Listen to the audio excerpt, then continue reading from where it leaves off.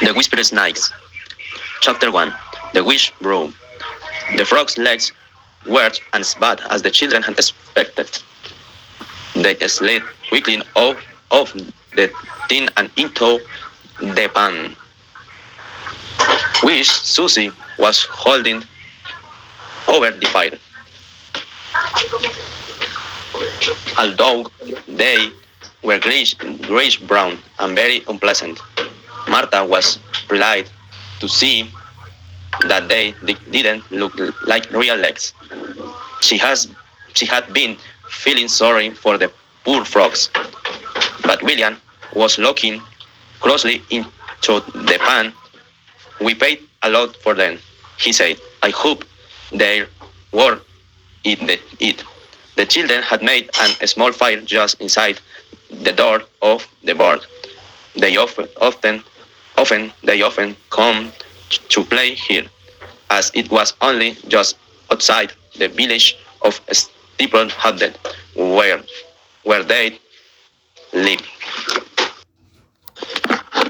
Nobody else seemed to use the big empty building.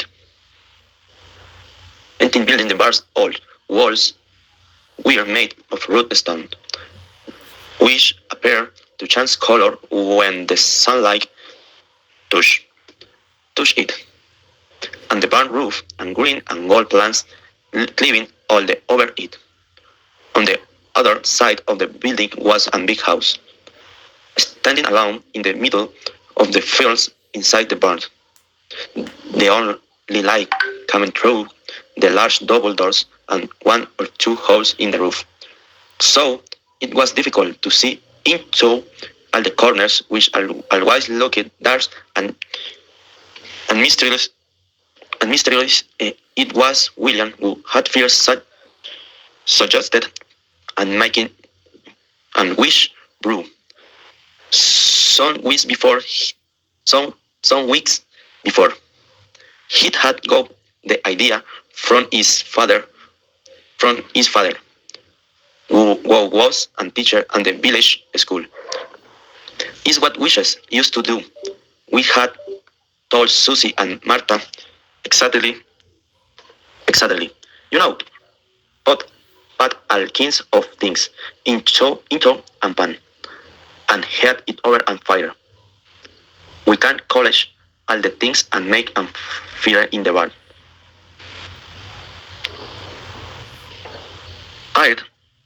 I'd be fun. Just a small fire. Of course, we won't be able to play there anymore if we cause any damage.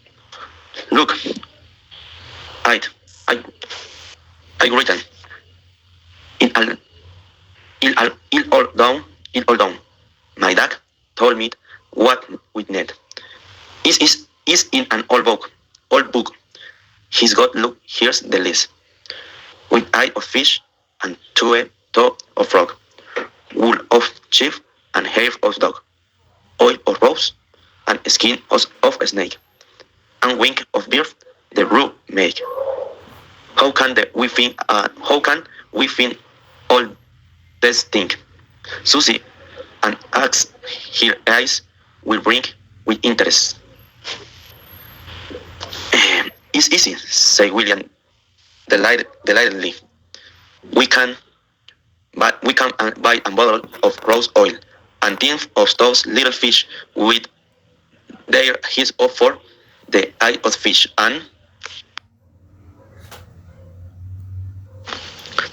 toe of frog. How do we manage that? Asked Susie. No problem, replied William. You can get frogs' legs in 10 people at them. The girl stared at him in horror. Honestly, it's true. We can order and team from a shop in London, and we can find a dead bear in the woods and a snake skin if we look careful. But Martha was feeling very weird. Do you think this is a good idea? She asked. I mean, it sounds like an spell to me. Is it really safe? It's not a spell, William answered. It's a like sense. It's a like sense. We're going to see what happens. It's be very interesting. But Martha went unhappily when you listen to all the stories in the village about the witch what used to live in the barn. Couldn't couldn't couldn't it be dangerous? You don't really believe all the rubbish, do you? Say William. Witches and all that that was just superstition. What people in the past used to believe. You see, they wanted some to blame when they were ill or their cause died of some time.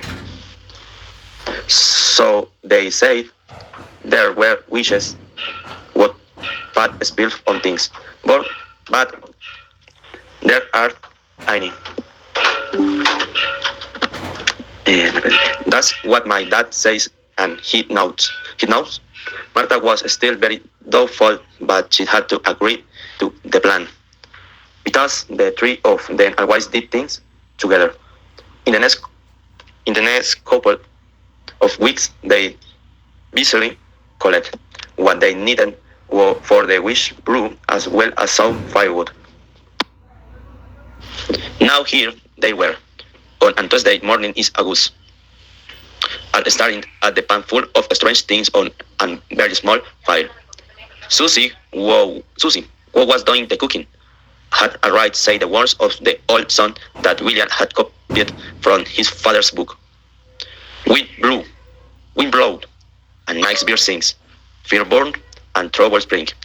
After a while, she said crossly, this fire's no good. The brew's never going to get hot. William and Martha looked into the pan. Into the pan. The frog legs no longer looked like anything at all, but the bear's wing was still recognizable. Martha looked away quickly. What's going to happen? She whispered, and frightened little voice. Nothing, sighed Susie. She wasn't afraid, but the nothing ever frightened her. She was only a few months older than Martha, but she seemed years older and was much more confident. I like to be more like Susie, that Martha looking at her friend's round, sensible face. William wasn't afraid either, but it was his idea that Martha and anyway has clever than Susie or me. The square of yellow sunlight falling on the stone floor.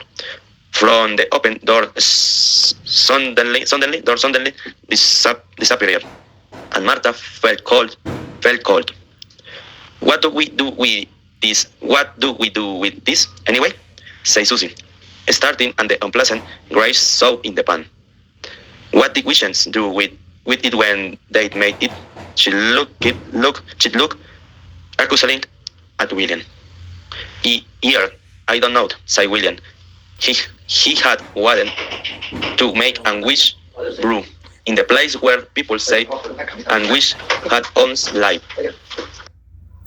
But now they had actually made it. He couldn't remember at all what he had planned to do with it. He looked disappointedly at the brew. Throw it away, he said. Or add it, perhaps, say Susie, with a kid look at Martha would feel suddenly sick. Now that the sun had gone, it was cold and dark in the barn, and the brew was beginning to smell. But as it got warmer, a little wind blew across the stone floor and made strange noises in the roof. The children went on staring at the pan, At first they did not notice that and four persons had joined them. She stood watching them for several minutes before any of them saw her. At last she spoke. "I wish, brew, is it?" They all jumped. Martha saw only her black shade against the light in the doorway, but saw she was old and bent, with a stick. Martha gave a little scream and put her hands over her face. Her whole body. William, who was closer, saw the person more clearly. He realized she must be the old lady who lived in the house next door the bar. Miss Happywhite, wasn't that her name? He'd hoped that she would not stop the playing in the bar. Susie was the one who answered. Yes, it is, she said. Miss Happywhite stepped into the bar. She said, touching the empty tin of frog's legs with the end of her stick. Very clear. And who did you find the other things? They told her,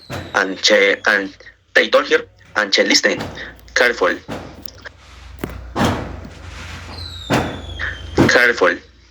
Listening carefully.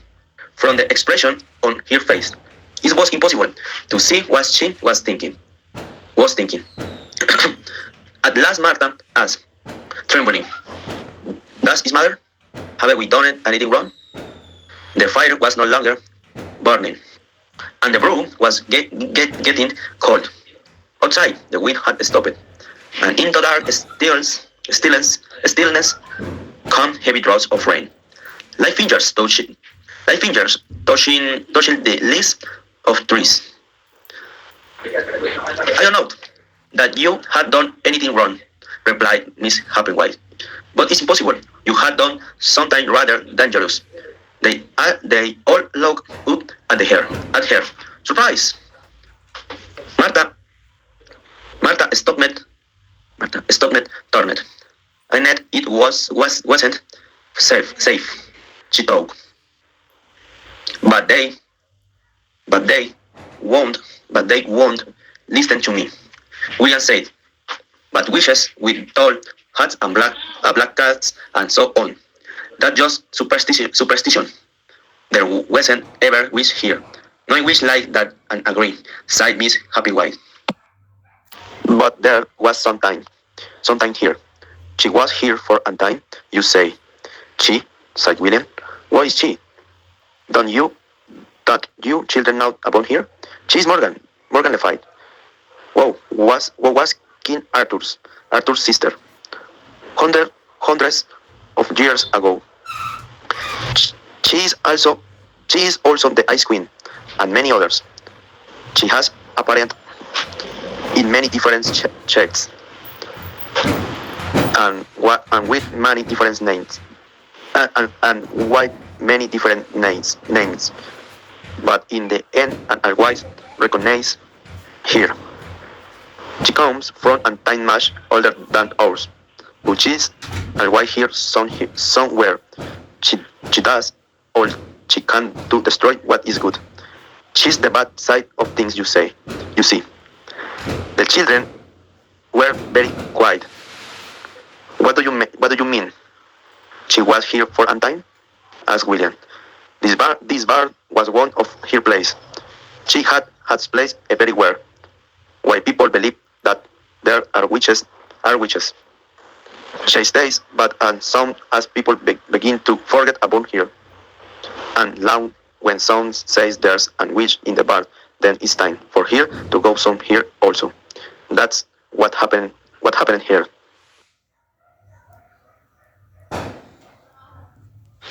"So, she's gone right away from here," Susie said, looking relieved. My Happywhite seen nothing and stared at the remains on the fire. "How'd she go?" asked William, watching my Happywhite. I thought so, sighed Miss Happy William at last. "There has been no sign of her for many years. But I know she wasn't the place that had once been hers. Like like this barn, and if she thinks people would still believe. In the corners of the barn and in the shadowy place in the roof, the children could hear strange little noises. It's nothing, Martha told herself. The barns are wise. The barns are wise like this. It touched door itself. My happy wife moved